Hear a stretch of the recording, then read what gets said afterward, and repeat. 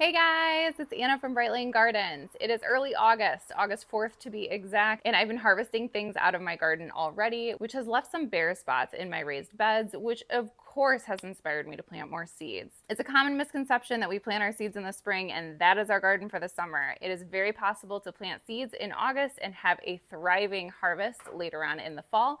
Today we're going to review the varieties that I like to plant in August and give you some hope that you can still start a garden if you haven't yet done so this year. So there's a few things to consider anytime you're planting later on in the season. You of course want something that is going to have a shorter maturity rate, definitely less than 75 days.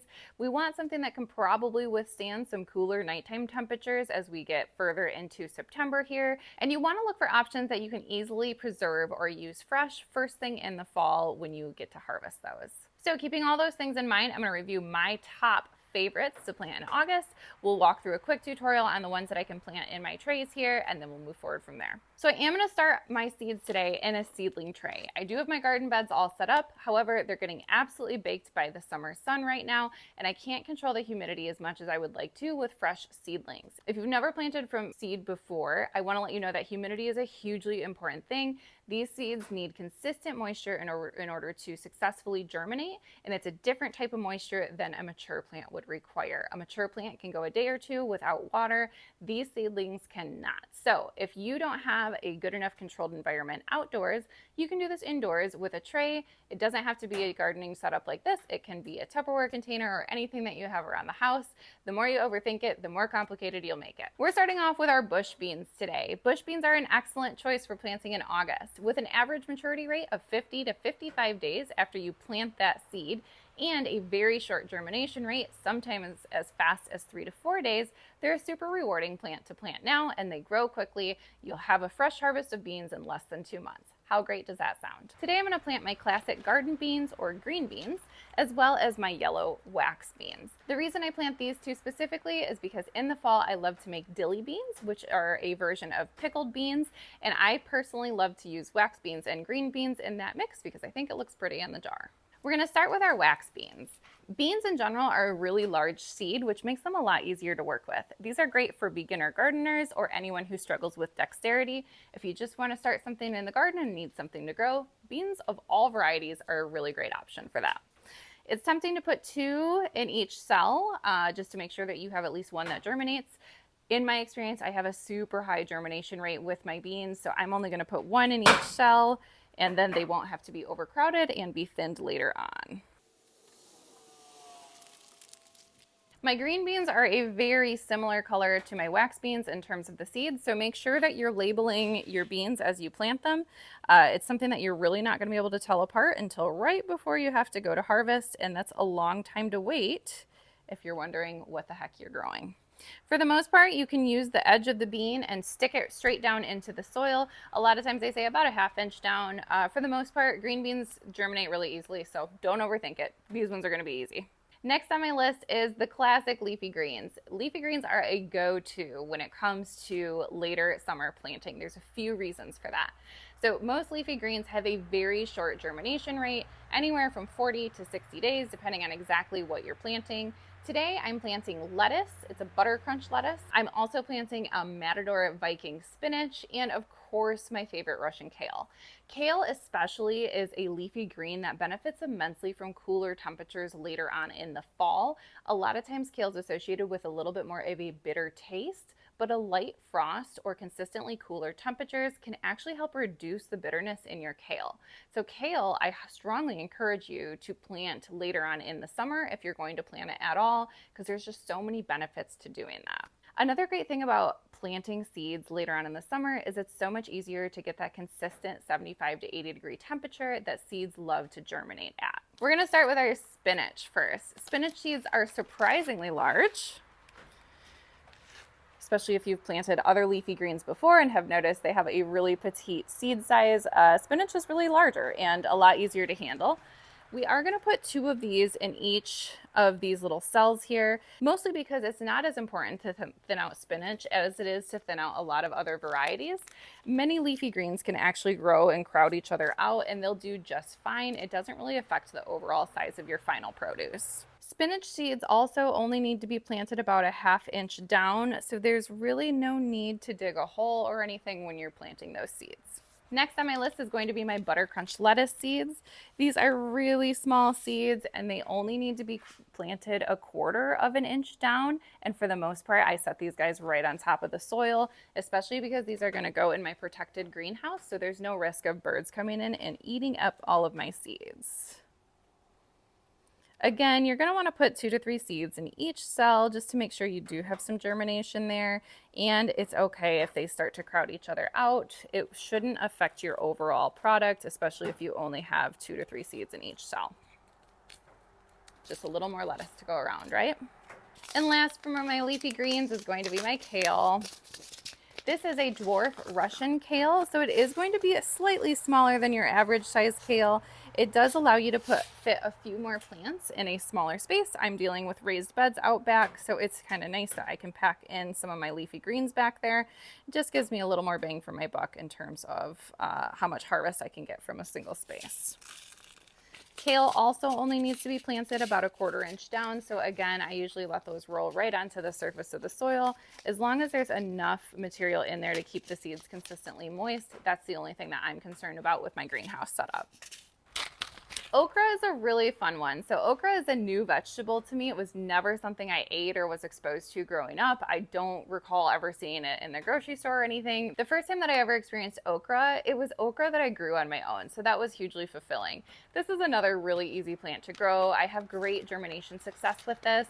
And it was one of the very first plants I ever grew on my own when I was getting started with gardening. So it holds a special place in my heart. Specifically, one of my favorite things to do with okra is pickle them. If you can't tell already, we're a big pickling family. I love to can food. It makes me so happy to eat my fresh produce over the winter months. And okra seeds are nice and large. So again, this is going to be a great option if you're a beginner gardener. The seeds are easy to handle, the plant is easy to grow, and it has a relatively short maturity time of only 56 days. So within 56 days of planting these seeds, I'm going to have a successful okra harvest so that I can pickle my okra in jars. Okra does like to be a little bit deeper, so I am going to use my finger to dig a little trench down into the soil. Usually they want to be planted about 1 inch under the ground, and that's because this seed requires a little bit more root space and a lot more moisture. I'm going to plop 2 seeds down into each hole just to make sure I have 4 okra plants when I'm done. These ones will need to be thinned out, so you will have to cut back any additional plants that made it. You really only want 1 to survive per cell. Once they're in the cells like this, it is a lot harder to separate those plants. So as tempting as it is to think, oh, I'm just gonna, split them up and get 2 plants out of a single cell, that's a lot harder than it looks. Next, we're moving on to our root vegetables, and root vegetables are a wonderful option when it comes to planting later on in the summer. They, like the kale, can benefit from the colder temperatures. It can give a sweeter taste, produce more sugars in your produce, and ultimately have a better outcome. However, I do want to warn against planting root vegetables in a tray like this. So I'm going to plant 3 root vegetables today: carrots, beets, and radishes. Of those 3, the only 2 that I'm going to plant in this tray are going to be beets and radishes, and I'm going to do it just knowing that I know when to transplant them. The issue with planting root vegetables in seed starter trays like this is it can greatly affect the size and shape of the root really early on. So carrots are one that you never want to plant in trays. You always want to direct sow that. And what that means is you want to plant that seed directly in the soil that you ultimately are going to grow the plant in. So for me, it's going to be in my raised beds. I'm going to sow those carrot seeds directly into the soil on top of those raised beds, try my hardest to get it consistent moisture, and see how many seeds I can get out of that. For my radishes and beets, I have a little bit more flexibility on those, but it's still not as flexible as my other seedlings are going to be. So I'm likely going to transplant my radishes and my beets as soon as I start to see 2 healthy leaves above the soil. At this point, the roots aren't mature enough to be affected by the overall size of my tray, but that time will expire quickly, so I want to make sure I'm transplanting them into their final resting place as early as I can. Again, the only reason I have a preference on using a tray right now is so I can control the moisture and humidity, which I can't do in my raised beds currently. So in the areas that I'm direct sowing, or in the areas that I'm transplanting really early, I'm going to put a little humidity dome, just set it right on top of the soil, right in that area, to make sure that I'm able to keep those consistently moist.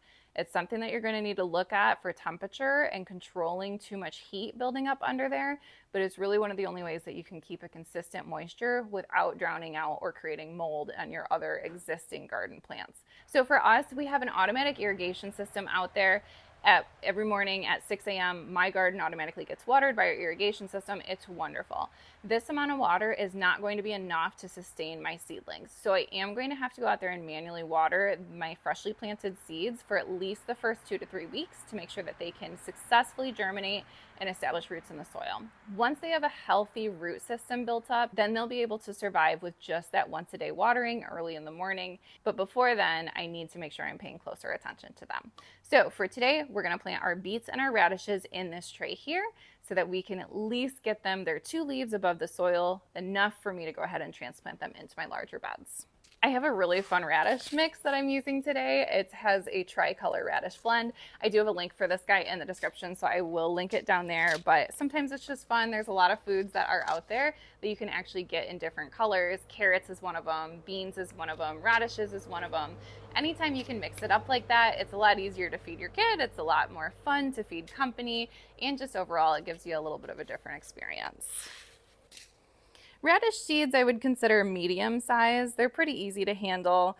I definitely like to do 2 per cell. However, it is so important that you are thinning radish seeds, beet seeds, anything that's a root vegetable. You really need to make sure that you're thinning those out. Radishes do want to be thinned out about 1 inch, which means you really don't want any plants closer than 1 inch together. Thinning is something I have a huge issue with. I still have a huge issue with it. I've always had a huge issue with it. Anytime I'm growing a plant from seed, I'm so attached to that plant that it is really hard for me to go in and snip a healthy plant out of there simply so I can give the other plant space to grow. If you struggle with this too, give me a shout out in the comments first of all, but second of all, find a way to overcome it when it comes to your root vegetables, because you'll pay the price. Basically, if you don't space out your radishes far enough apart, neither one of them will grow correctly, and you really won't get a harvest out of either plant. So it does work against you in this circumstance. It's not like your leafy greens that you can kind of cram together and just get a slightly smaller plant. It'll kind of ruin your harvest overall. So make sure that you're following the instructions on thinning when it comes to your root vegetables, beets, carrots, radishes, turnips, parsnips, anything that is a root vegetable. Pay attention to your thinning and listen to what the instructions say. Last note on the radishes, my radishes have a maturity time frame of just 28 days, so that's insane. Basically, in less than a month, these guys are going to be ready to harvest. This is one of the shortest maturity time frames you'll get when you're dealing with garden vegetables. So if you are gardening with your child or working with someone who's relatively impatient, radishes are a super fun vegetable to grow. And you can obviously get multiple harvests throughout the season. So if your first batch of seeds didn't go well, you've got at least 3 more tries throughout the summer to get it right. Last for my tray is going to be my beets. This is a really fun beet mix. I honestly don't even know how to pronounce it, but it's chioga or something like that. I just love the fact that it's got these pretty little pink and white rings on it. So I grow a ton of beets for an individual who doesn't even like beets. I really don't like the taste of beets. I don't really like to handle them. I think it takes a lot of effort. However, my family loves pickled beets, and pickled beets are a super fun treat when you're in the dead of winter. They have a great color to them, a really fun taste, and they just kind of remind you of summer to get you through that last stretch until the warmer weather hits. So I am going to grow a double batch of beets today. Instead of doing 4 cells, I'm actually going to do 8. Anytime you're growing anything to pickle, just think of all the effort it takes to get all the utensils out and make your brine and get your solution ready. It's easier if you do that in larger batches. So today I want to make sure that I have several beets to work with when I'm doing my fall pickling batch. If you haven't seen beet seeds before, they're kind of funky. They've got these little like nodules on them. They kind of remind me of like Bowser's shell in Super Mario Brothers, if you've seen that. Beet seeds need to go about a 1/2 inch under the surface of the soil, so I'm just gonna make a really small indentation and push these below the surface of the soil. Your same thinning rules are going to apply to beets. These want to be about 3 inches apart. So I am going to plant a couple seeds in each of these cells here, but I have to really make sure that I'm thinning these out. Otherwise, I will get 0 beets. And 1 beet is better than 0, right? Very last on my list today, but certainly not least, this is one of my favorite things to grow, and that is carrots. I did select a shorter variety of carrots. This particular variety is called short and sweet. And of course, because they're a shorter carrot, they have a little bit of a shorter maturity rate. These guys will be ready to harvest in about 68 days. So that's going to bring me really close to the end of fall. However, carrots are certainly one of those vegetables that benefit from a little bit of chill time. So these are going to be absolutely perfect for harvest at that time. So these carrots, I'm not going to plant in these trays. I'm going to sow them directly into my raised beds, and I'm not going to be able to get a video of that today. However, these carrots do want to be about a 1/2 inch under the surface of the soil. I am going to make sure I have decent soil cover on top of these because out in my raised beds, I don't have any protection from birds, and birds are going to be your #1 predator of the seeds that you direct sow into your garden.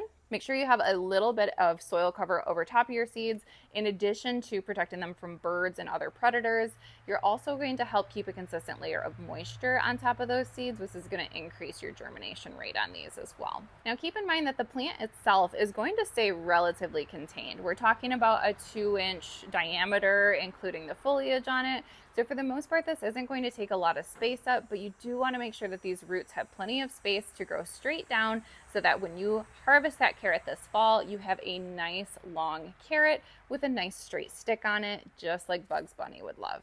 I have my full tray planted and I will get going on my carrots this afternoon. But other than that, I should be able to harvest everything that I planted today before middle of October. Typically up here in northern Michigan, we'll start to see maybe a couple flurries before then. But in the last couple years, we haven't even been getting our first snow until November, which is unfortunately a little abnormal for us. So these guys shouldn't run the risk of getting covered in snow by any means. So a couple final notes about planting later on in the season. Gardening is just one option that you have for planting later on in the season. There's a lot of landscape plants that actually benefit immensely from being planted in the fall. Native plants especially really benefit from a lot more moisture, a lot more rainfall, and just cooler temps overall. They're not getting smacked by those 80-degree, 90-degree days that we'll see up here sometimes in the middle of the summer. Other great options for planting later on in the fall include flowers, sweet alyssums, even marigolds and petunias can be planted right now for some later fall blooms. Nasturtium is another great option. Nasturtium can actually bloom in temperatures as low as 32 degrees, so those are an excellent fall bloomer for you. And last but certainly not least, herbs are always a great option, especially if you can plant them in a smaller container that you could potentially bring inside your home once the weather gets cool enough. Herbs are a wonderful option as well. It's never too late to start gardening. We just have to adjust the methods that we're using. So for today, these are awesome varieties to plant later on in the summer. August is still a great month that you can plant and still expect a harvest this season. That's all I've got for you today, but we have more gardening videos on their way, especially as we come closer to our harvest season. There's so much going on here at Bright Lane Gardens, and I love to share it with all of you. If you are new to our channel and enjoy watching gardening content or talk about landscaping, especially in the native plant realm, then you'll love subscribing to our channel. Go ahead and hit that subscribe button, set up your alerts so you know when the next video launches. If you have any questions for me on anything that I'm growing today, please leave them in the comments section below, or any suggestions for future videos are also welcome. I sure do appreciate you spending the time on our channel today. It seriously helps out small businesses like ours so much. Thanks so much for tuning in, and I sure hope to catch you next time. Bye-bye.